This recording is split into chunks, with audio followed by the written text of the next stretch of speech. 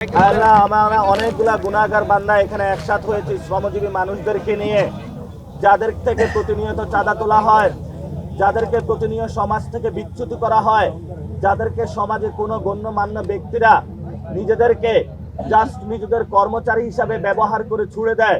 আল্লাহ, তারা তো মানুষ। যখন নামাজে আমরা একসাথ হই, আমাদের মধ্যে কে শ্রমিক, কে মজুর, কে বড়লোক, কে প্রধানমন্ত্রী, কে মন্ত্রী, সেটার কোনো বেদাই থাকে না। তুমি সবাইকে আমাদেরকে সমান কাতারে রাখো তোমার দরবারে।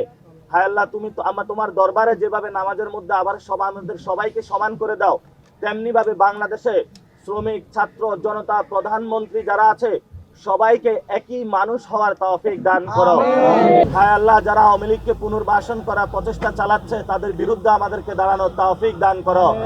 হায় আল্লাহ, বিএনপি যদি যারা আমাদের ভাইদেরকে খুন করেছে তাদের যদি পুনর্বাসনের প্রচেষ্টা চালায়, তাহলে বিএনপি নামক যে দলটা রয়েছে তাদের বিচারের দায়ভার তুমি তোমার হাতে তুলে নাও। হায় আল্লাহ, যারা সংস্কারকে ভণ্ডুল করার প্রচেষ্টা চালাচ্ছে তাদেরকে তোমার প্ল্যান দিয়ে তাদেরকে ভণ্ডুল করে দাও তুমি।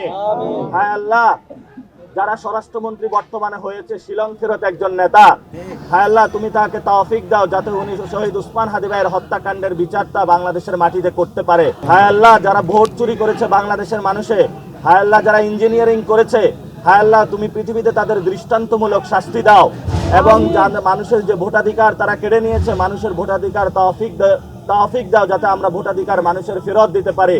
হায় আল্লাহ, যারা জুলাইয়ের পক্ষে দাঁড়িয়েছিল সেই সাংবাদিক ভাইদেরকে শক্তভাবে আরো দাঁড়ানোর তৌফিক দান করো।